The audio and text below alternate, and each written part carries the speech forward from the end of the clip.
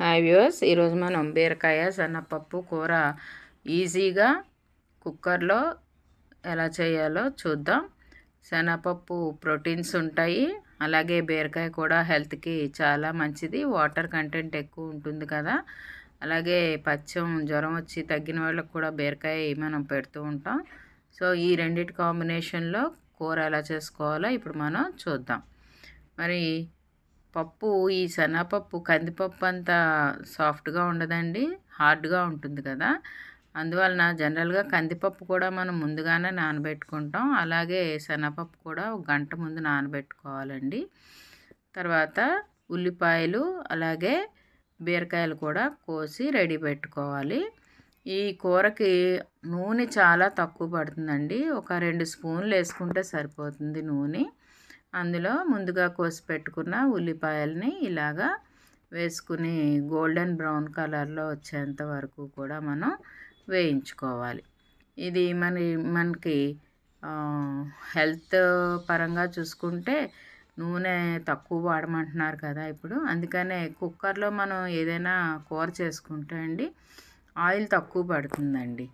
So అందుకని చెప్పి నేను చాలా వరకు కూరలన్నీ కూడా కుక్కర్లోనే చేస్తూ ఉంటాను.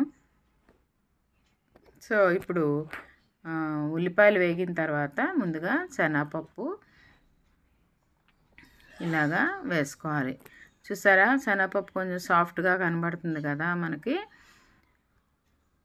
సో ఇలా నానబెట్టి వేసుకుంటే తొందరగా అవుతుందన్నమాట అండి కూర.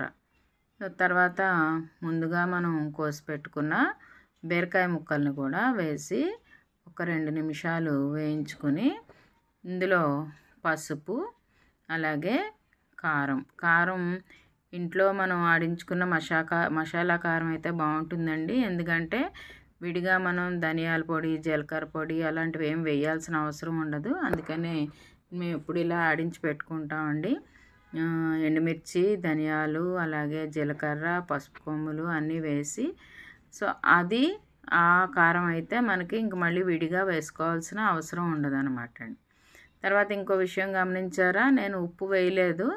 ఎందుకంటే ఉప్పు ముందు వేస్తే పప్పు మెత్తగా ఉడకదండి. అందువలన మనం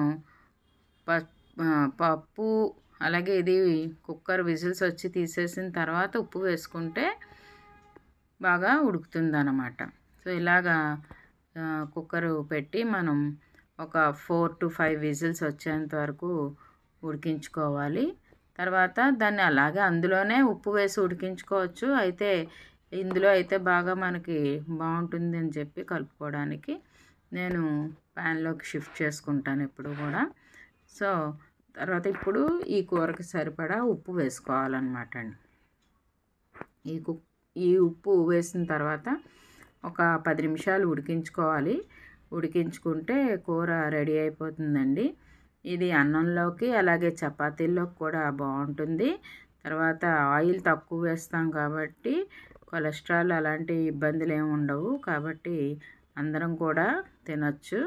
మరి మీరు కూడా ట్రై చేసి చూడండి. నచ్చితే కనుక నా ఛానల్ని లైక్ చేయండి, సబ్స్క్రైబ్ చేయండి.